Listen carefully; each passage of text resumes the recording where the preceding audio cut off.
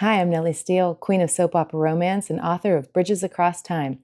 This is an original audiobook written by me, narrated by a human, and produced by a Novel Idea Publishing. Enjoy the story. Bridges Across Time. Love Transcends Time. Time Travel Romance Tales. Written by Nellie Steele. Narrated by Jake Mahler. Part 1. Ben. I pushed through the front door of my newly constructed home at the edge of Briarwood, my heart lifting as my boots echoed off the hardwood floor. Warmth surrounded me as I scanned the space, noting the polished oak railing smooth beneath my calloused hand. The steady ticking of the brass clock in the sitting room echoed through the quiet house, mingling with the crackle of the hearth fire. A slight floral scent wafted in the air from the cut wildflowers Abigail always insisted on keeping in the pewter vase by the window, their vibrant colors a stark contrast to the muted tones of our colonial furnishings. My home. A smile curved my lips. My home with Abigail. I sucked in a deep breath, satisfaction swirling inside me with my life. "Abigail!" I called, listening for her footsteps so I could meet her wherever she was in the house. But I heard nothing. "Abigail!" I mounted the stairs, peering up to the second floor. "Abigail!" My eyebrows furrowed, and a frown removed any trace of the smile from my lips. Where would she be? I eased down to sit on the stair. Maybe a medical emergency? With Abigail now trusted by many of the townspeople, she may have been summoned by one of them. Yes, that's likely it, I told myself aloud, hoping the words would settle the gnawing fear in my gut that Abigail had disappeared from my life.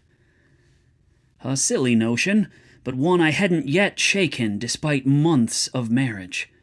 The memory of those lonely days without her still haunted me. Abigail had struggled to adjust to our simpler life when she became stranded here, opting to return with her brother to her time. I'd been overjoyed when she returned, choosing our life together over the comforts of her era. But the fear that she might change her mind again never truly left me. I had nightmares that I'd return home one day and walk into an empty house, just as I had right now. I'd done my best to make life easier for her, to accommodate her more modern needs, but I, of course, couldn't match the level of comfort she'd come from. I heaved a sigh, wondering if she'd leave a note before she disappeared, or if she'd simply leave. I eyed the foyer table, breathing a sigh of relief as I spotted nothing. Unless she had left without a note. My stomach turned over, and I ran a shaky hand through my hair as the front door opened. I leapt to my feet, my eyebrows raising high. "Abigail!" "Hi," she said, confusion showing through her smile. "You okay?" "Yes," I answered, a huff of relief escaping me as I walked down the few stairs toward her. "Of course. Perfectly fine." She narrowed her eyes at me, setting a hand on her head. "What's wrong with you?" "Nothing," I answered. Her gaze remained on me, and sweat beaded on my brow. "When I arrived, you were not here. I thought you left." With a shake of her head, she pressed her lips together before she patted my cheek. "I was in the barn." "Oh," I answered as I stepped closer, the scent of hay now apparent. "Visiting the horses?" "No, Gabe," she answered as she climbed the stairs. The name struck terror into my heart. My eyes widened, and I wrapped my fingers around the railing until they turned white as I hurried up the stairs behind her. "What? Gabe was here?" "Yeah," she answered as she reached the top and continued down the hall toward our bedroom. "Why?" "What?" she asked with a chuckle, glancing over her shoulder. "Why was Gabe here?" I asked. I had a terrible feeling why Gabe had been here, and it wasn't good. Was Abigail unhappy? Had she struggled to fit in? I'd spent many a night allowing her to pour her frustrations out about those who still believed her incapable or unfit to be a doctor. Or worse, those who believed it completely unnatural and lectured her on how she would be a disappointment to her husband and a horrible mother. Once she had retorted to a naysayer that she wasn't certain she wanted children. That conversation had not ended well for anyone. Then word got back to my mother. She'd practically banged down my door the following morning to discuss her concern about Abigail's state of mind. She'd whispered that perhaps I could quietly divorce her by declaring her unfit in the mind. At every turn there seemed to be some new challenge presented to us, and every one of them made me wonder if Abigail was one step closer to leaving this world behind for the one she came from before. "What kind of question is that?" Abigail asked as she stepped into the bedroom. I shrugged, frowning a little. Well, a valid one, I thought. "He was visiting," she answered. "Why else would he be here?" "He just visited only days ago." Abigail collapsed on the edge of the bed with a sigh and a nod. "Yeah," she tossed a curl out of her face as her nose wrinkled. "I think he's lonely." I raised my eyebrows at the words. "Lonely?" She set her dark brown eyes on me, worry etched into every line of her face. "Yeah, you know, I used to live with him, and now he's all alone." My heart practically stopped at the words, my chest constricting. Was this the prelude to her leaving? Abigail puckered her lips, her gaze staring into space. Is he considering..." I puffed out my cheeks as I tried to figure out a solution. "He's just floundering," she answered, flopping back on the bed. "I thought it would get better the longer this went on, but it's getting worse, I think. I think it's finally setting in that I'm not living there." "Finally setting in?" I echoed as my mind pondered another question. Was it finally setting in for Gabe or Abigail? "Yeah," she answered. "I feel bad for him." My eyes widened. Did she feel bad enough that she was willing to move back? Terribly sad. Though you shouldn't take it on yourself, Abigail. He is a grown man. She pushed up to her elbows, her features unhappy. I'd said the wrong thing, definitely. "He's my twin brother. He's like the yin to my yang, the ebb to my flow, the push to my pull. I feel responsible for him." "Surely he's responsible for himself, Abigail. B is hardly responsible for my well-being." Her eyebrow arched. I'd done it again. That was the wrong thing to say. "B isn't your twin, and also, that's an antiquated view on life. In my time, men aren't required to be pillars of strength and need no support. They have as many emotional needs as women." I tried to come up with a response that would refute that statement, but I couldn't. And even if I tried, I'd likely dig myself deeper into trouble. "Fair point," I answered with a nod, hoping it earned me some favor with her. "Thank you," she answered. "So, of course, something has to be done." "Of course," I answered, hoping it would not mean something bad was about to happen. Abigail tilted her head. "I'm so glad you agree." I took a deep breath, trying to calm my racing heart. Whatever Abigail had planned, panicking wouldn't help. I forced a smile, hoping she couldn't see the worry behind it. "Of course I do. You, my very bright wife, has said it, so I must agree." Abigail's eyes narrowed slightly, as if sensing my unease. "Are you just saying that so I don't get mad at you?" I shook my head, attempting to appear more confident than I felt.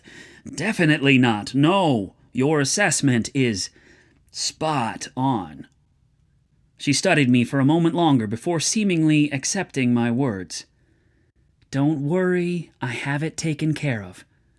"Oh, wonderful," I said with a nod. "Then it's settled. I'm glad you handled it. Probably more than capably. At least it's over." I took a step toward the door, hoping the matter was closed. We hadn't been married long enough for me to feel comfortable when Gabe's name popped into the conversation.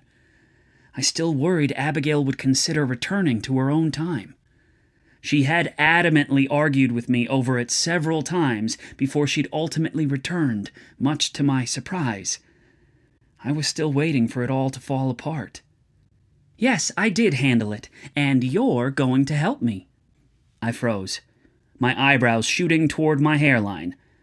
Those were not the words I wanted to hear. I swallowed hard, twisting to eye her over my shoulder. A slow smile spread over my face.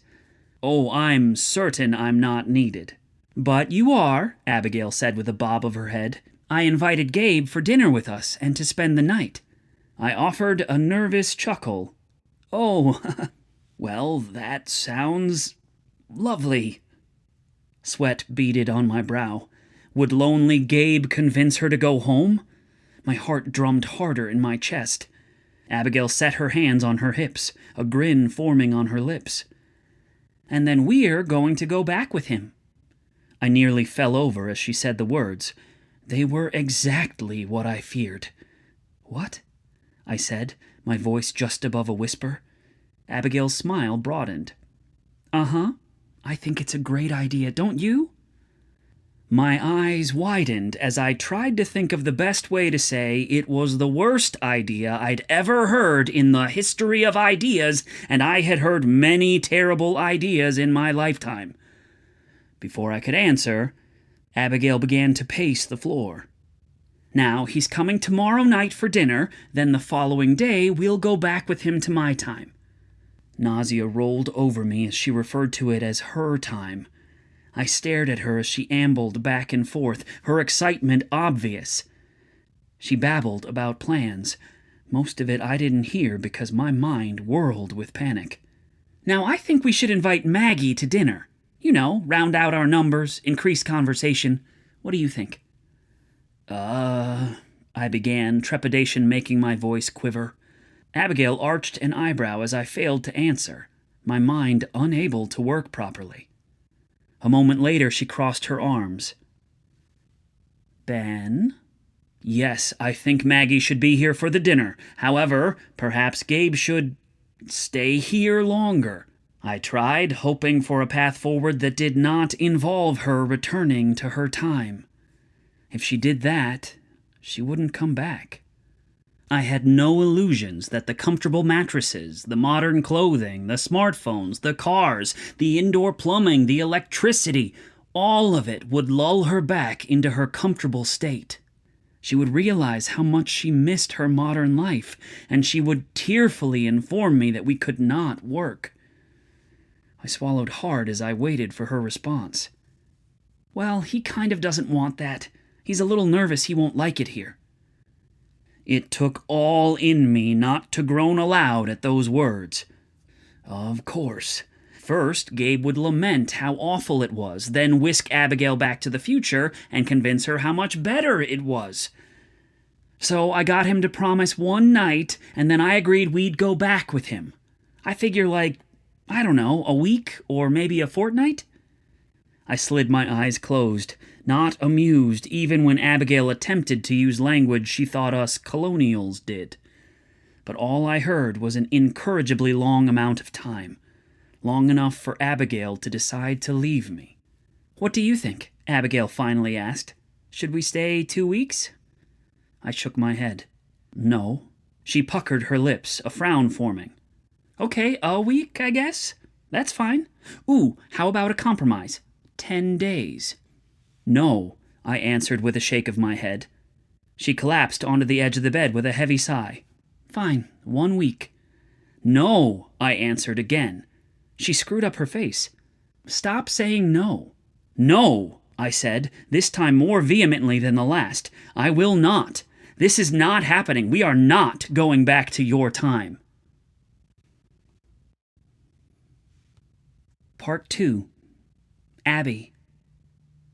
I sucked in a deep breath as Ben said no for the umpteenth time, frustration roiling inside of me. What followed made things even worse. I raised my eyebrows, frustration turning into a much worse emotion.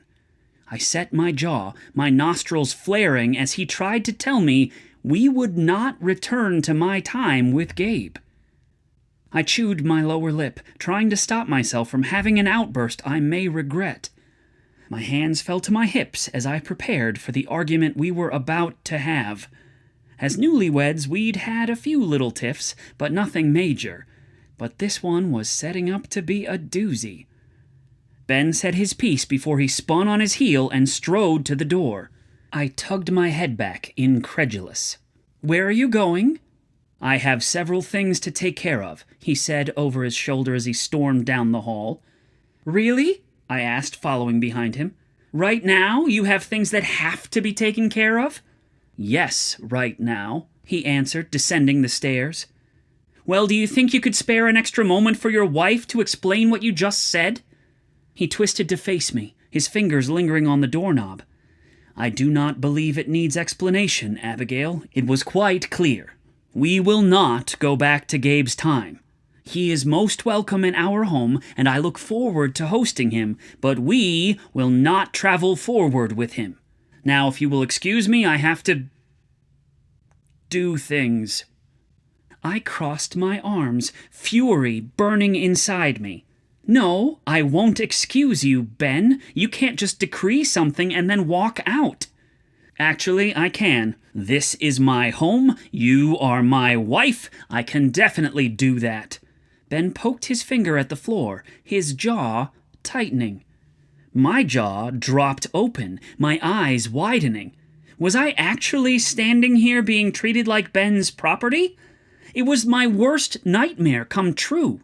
Within months of all the promises he spewed about making adjustments, about allowing me to have all the freedoms I had in my time, he was treating me like I was his child.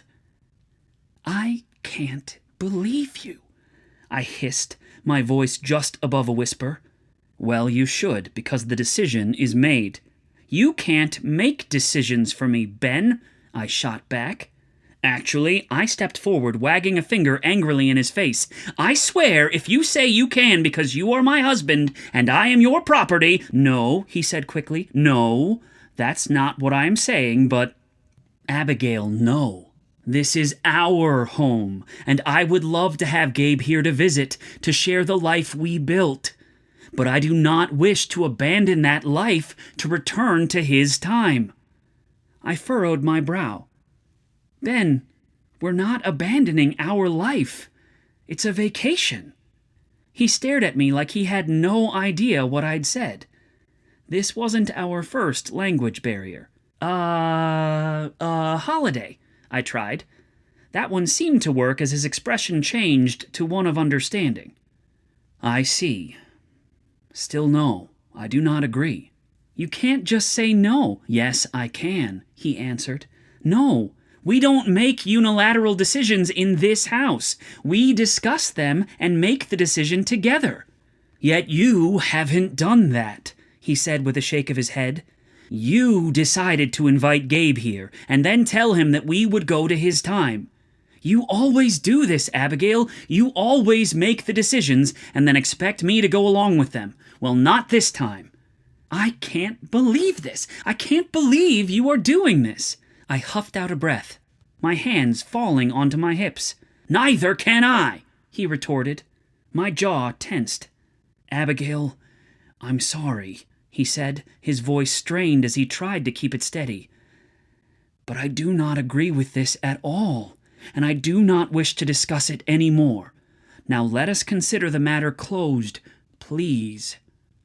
"Oh, you don't want to discuss it?" I said, crossing my arms. "Right.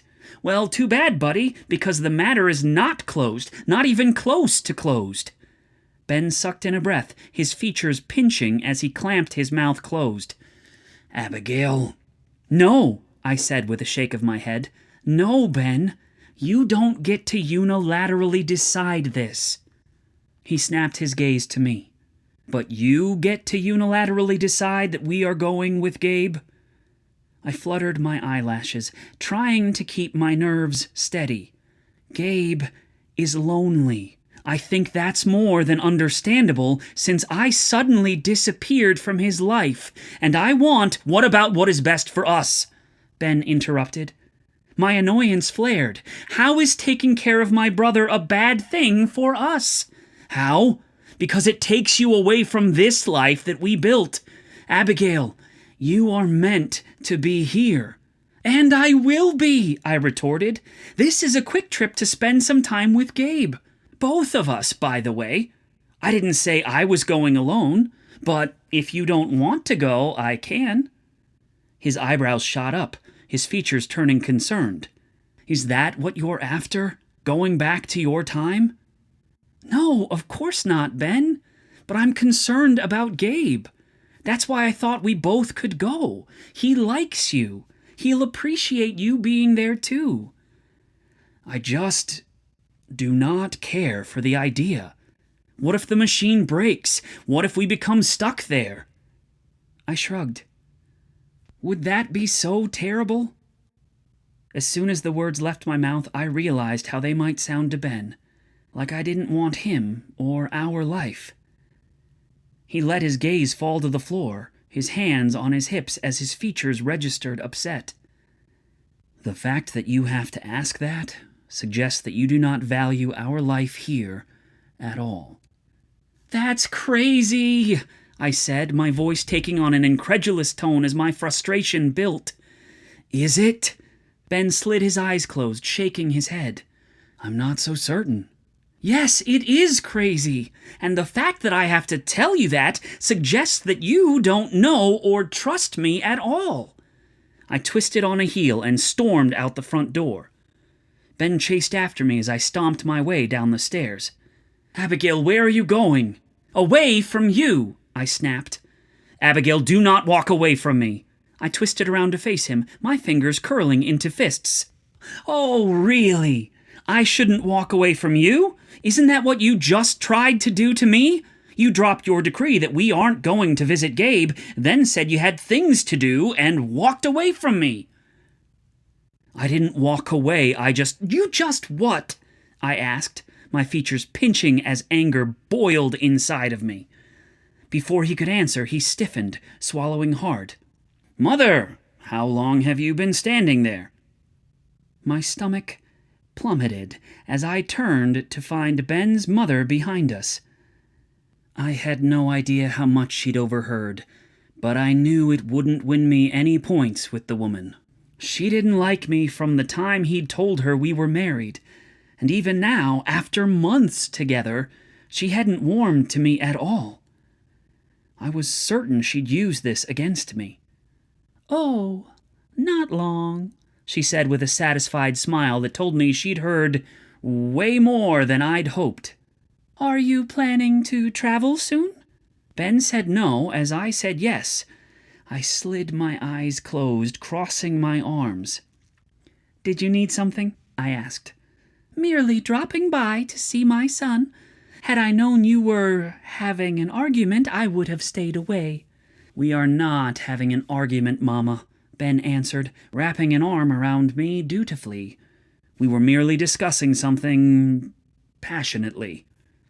One thing I could always count on with Ben was his support in front of his mother. His mother raised her eyebrows, her features betraying that she didn't believe him. Well, Abigail's tone seemed to say otherwise. I am sorry for misunderstanding. It's fine, though I do wish you would not always think the worst of Abigail. Ben shifted his weight before he continued. Now, I do wish we could visit, Mama, but there are several things I must attend to. Abigail and I will be traveling to visit her brother, Gabe. For the first time ever, I was glad Ben's mother had shown up when she did. I was certain that was the reason he was suddenly agreeing to my request. I thought you said you were not traveling. I meant not right at the moment, but we will be leaving day after tomorrow and expect to be gone for 10 days, perhaps more. Are you up for the travel? Ben pressed a hand against the wound he'd sustained months ago. Of course I am. I may not be able to return to battle just yet, but I certainly can visit Gabe. His mother arched an eyebrow. This is the brother who swept you away from Ben without warning? Same one, I said, with a bit of bite to my tone. That was an emergency, like we told you before. Well, I do wish you safe travels, and I hope to enjoy a visit with my son when you return. Thank you, Mama. I will be certain to stop by once we return. Now, if you will excuse us, we have many things to attend to before we depart. His mother offered a weak smile before she strode forward and kissed his cheek. Of course, dear, whatever you say. As Ben's mother walked away, I felt a mixture of emotions wash over me. Relief that Ben had agreed to the trip, guilt for pushing him so hard, and a lingering frustration from our argument. I knew we needed to talk more, to really understand each other's perspectives, but for now, I was grateful for this small victory. I turned to Ben, seeing the conflict in his eyes. He was trying, I realized. Despite his reservations, he was willing to do this for me. The anger from our argument began to fade, replaced by a wave of affection for this man who was struggling to bridge our two worlds. She really hates me. She does not hate you, Ben answered. She just hates me. He shook his head. She does not understand the depths of your charm as I do. I offered him an amused smile. Oh, cute. Is this your way of apologizing? Maybe, he answered as he stepped closer and slid his arms around my waist. Is it working? Maybe, I answered coyly. But what really did the trick was you agreeing to go to Gabe's with me. Thank you. It means the world to me. And you'll see, it's going to be great, because I have a whole plan to make sure he's not lonely anymore. I gave him a peck on the lips before I grinned at him. Abigail, shh, I said, pressing a finger against his lips. Your actions are all the apology I need. Now, just make sure you get Maggie to come to the dinner tomorrow, okay? His lower lip bobbed for a moment before he clamped his jaw shut and nodded. Of course, I will be certain she comes. Good, I said, wrapping my arms around his neck. Aw, Ben, I knew I could count on you. I gave him another kiss on his lips before I pulled away from him. Now go ahead with all that stuff you had to do, and don't forget, Maggie, dinner, tomorrow night. Yes, I have it under control, Abigail, he answered. I spotted a sadness in his eyes that I didn't quite understand, but I chalked it up to him being sore over losing the argument. It didn't matter. I'd show him this was a good idea. He'd appreciate it more than he realized right now, and he'd thank me for it. Everything would be so much better this way. I just knew it.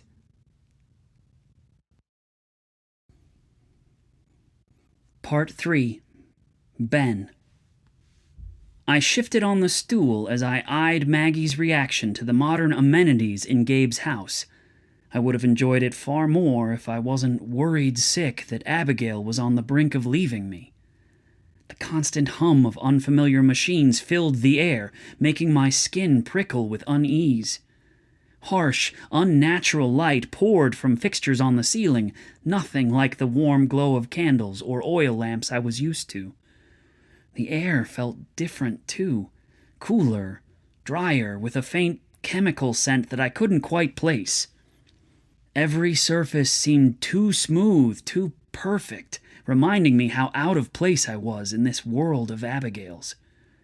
She'd been so insistent about coming here, and when we'd arrived, Abigail had raced upstairs to change her clothes. She'd been practically giddy from the time she'd gotten up this morning. It made me sick to my stomach as I'd watched her eagerly await Maggie's arrival before we'd climbed into the time machine. When we'd arrived, she'd pulled Maggie out of the time machine, striding across the yard with a wide grin. I threw myself into focusing on introducing Maggie to this life, but my heart wasn't in it. I didn't want Maggie to be impressed by anything here. If she was, it only added fuel to my fear. If Maggie liked it here, Abigail would feel the same way. She would decide to stay here, and my life would be ruined. I slumped into the couch cushion as we waited for the pizza to arrive. I recalled the first time I'd ever eaten pizza. It had made me sicker than I'd ever been in my life. Abigail had tended to me. Her sweet care, one of the first things that had started me falling down the rabbit hole of Abigail's affection. And now, faced with losing it, panic was eating me alive. This would be the longest 10 days of my life, and I dreaded that last day. My mind created 1,000 ways that it would end, all of them resulting in me broken-hearted. Abigail and Maggie entered the room again, and my heart plummeted. Abigail held her smartphone in her hand. She had fallen into her old patterns again so quickly and easily that there was no hope for me, no hope for our marriage, no hope for our life together. I could have cried right on that very spot as she sat down next to me, scrolling on her phone until the food arrived. She only set it down when the pizza sat in front of us as Gabe turned on a play on the box. The pizza tasted like ash in my mouth as I worried over my relationship.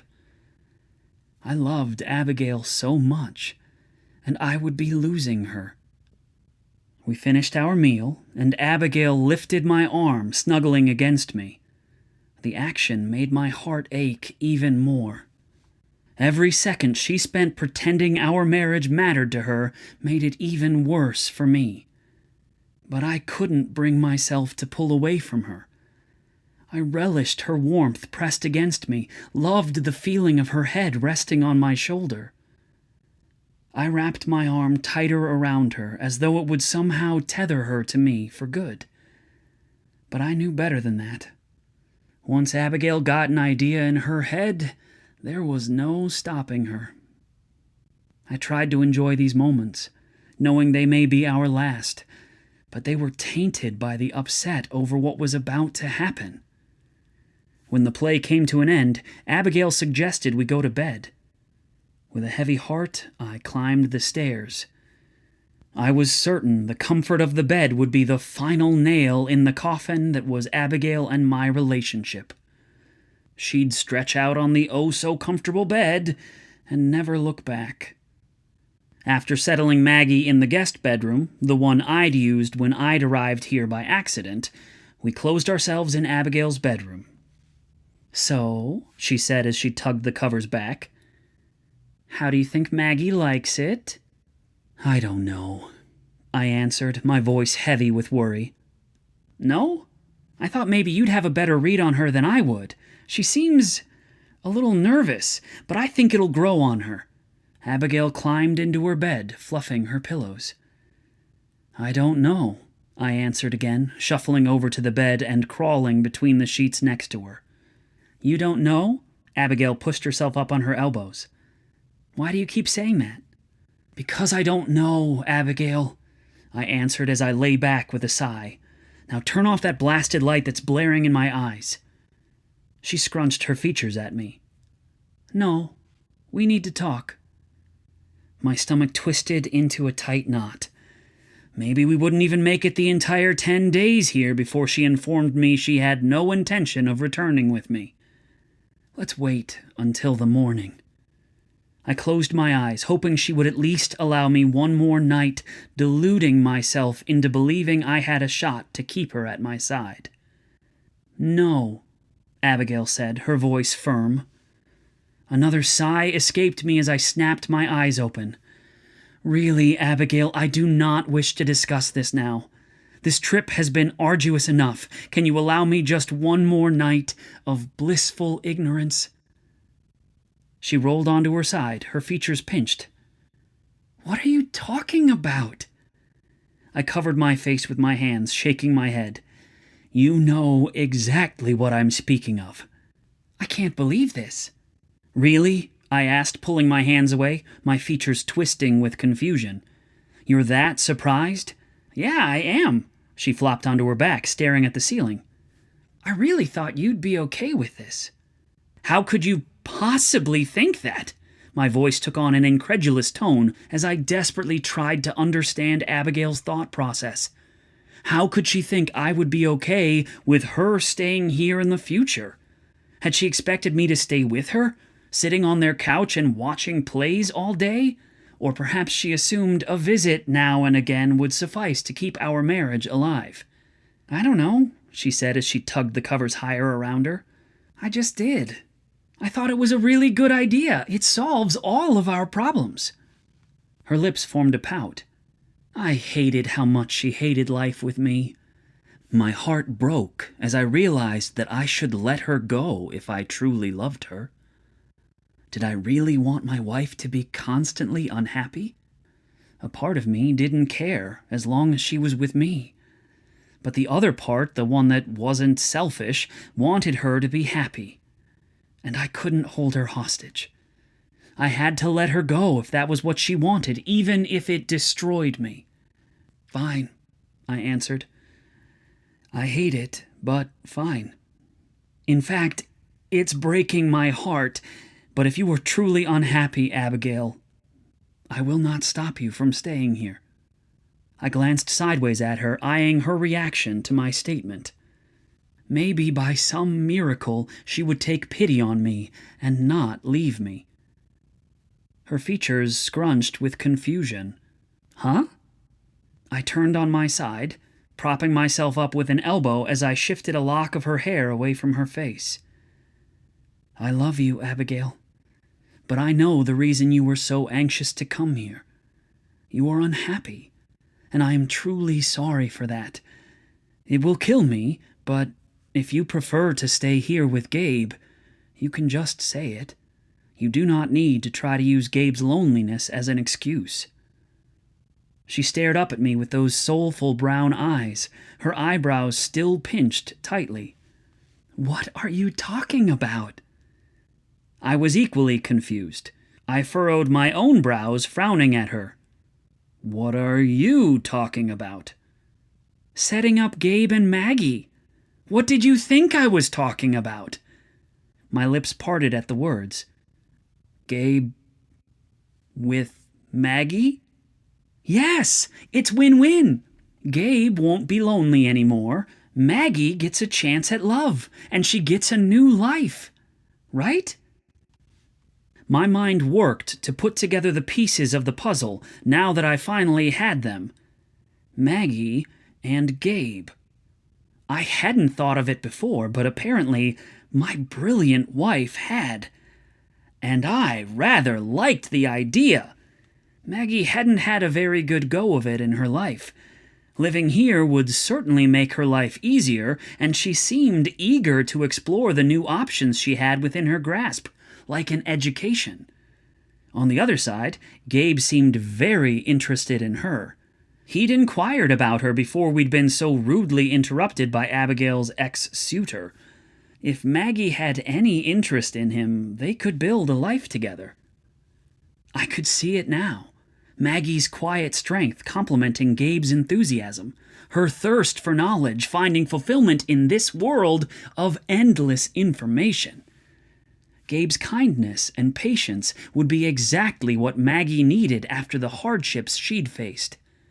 And perhaps Maggie's connection to our time would help ground Gabe, giving him a link to both worlds. They could bridge the gap between past and future in a way Abigail and I never could. Gabe would no longer be lonely. Maggie would be free to pursue her dreams. It really was a win-win situation. "Ben," Abigail prodded, "what did you think I was talking about?" I huffed out a nervous chuckle as I settled back into the pillows. "Nothing." She twisted to face me, her features serious. "Why did you say you wouldn't stop me from staying here?" "Did I asked, my voice an octave too high. "I don't recall that." With her jaw unhinged, she stared at me. "You thought I was going to stay here?" I turned my lips down at the corners as I shook my head. "Ridiculous." "I can't believe you, Ben. How could you think that?" "Abigail," I tried, but it was too late. The fuse had already been lit. "No, I can't believe this. You seriously thought I thought that little of the commitment I made to you that I'd just skip out on you and come back here? I left this time for you, Ben. I came back for you." "I know, I I pressed my lips together, shaking my head as I tried to gather my thoughts. I thought you were unhappy after months of living in the past. I thought perhaps you'd grown weary of it, and I assumed that when you were faced with the modern conveniences of your old life, that you would want to stay here. So, that's why you didn't want to come back here. You thought I'd remember how nice it is to have electricity, running water, and your smartphone, I added. She clicked her tongue. None of that is more important than you. I knew what I was doing when I asked Gabe to take me back, and outside of a few visits throughout the year to see Gabe, I made my choice. I offered her a weak smile, my eyes turning glassy. I guess after you left the first time, I just worry that it will happen again.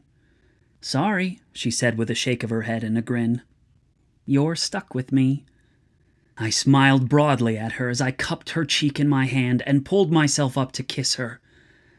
That is the best news I've heard in days. She pulled away, tracing my jaw with her finger before she kissed me again. Now, you never answered me about Gabe and Maggie. Oh, yes, Gabe and Maggie. I think it's a wonderful idea. I have always hoped Maggie would find someone to care for her. She has taken on far too much alone. I think she could be happy here. Think of how much easier life would be for her without having to do all that laundry or cook all the time. Yes, much easier. Would you have hated it if you had to do that? Yes, she said. I totally wouldn't have come back for you if we couldn't have a maid or a cook. My mind whirled, wondering if she'd leave me if I ever fell on hard times. Really? No. Maybe. Don't ruin this, Ben. All right, I said with a shrug. Gabe and Maggie. What must we do? Abigail settled into her pillows with a giggle. I have a whole plan. I pulled her into my arms as she detailed it, my heart happy and my mind at ease. My happiness wasn't being ripped away. In fact, it was only being added to. As the weight of my fears lifted, I felt a surge of energy and optimism. Not only was Abigail committed to our life together, but we now had a shared mission, one that could bring joy to those we cared about. My mind began to race with possibilities, imagining how we could subtly encourage Gabe and Maggie's budding connection. This wasn't just about solving Gabe's loneliness or giving Maggie new opportunities. It was about creating a bridge between our two worlds, strengthening the bonds that tied us all together. Not only would I be happy, but Maggie would be too. And I was all for this plan. Now to make it all come to fruition. The end. This has been Bridges Across Time. Love Transcends Time, Time Travel Romance Tales. Written by Nellie Steele. Narrated by Jake Mahler. Copyright 2025 by Melissa Marie Sovak. Production copyright A Novel Idea Publishing, LLC.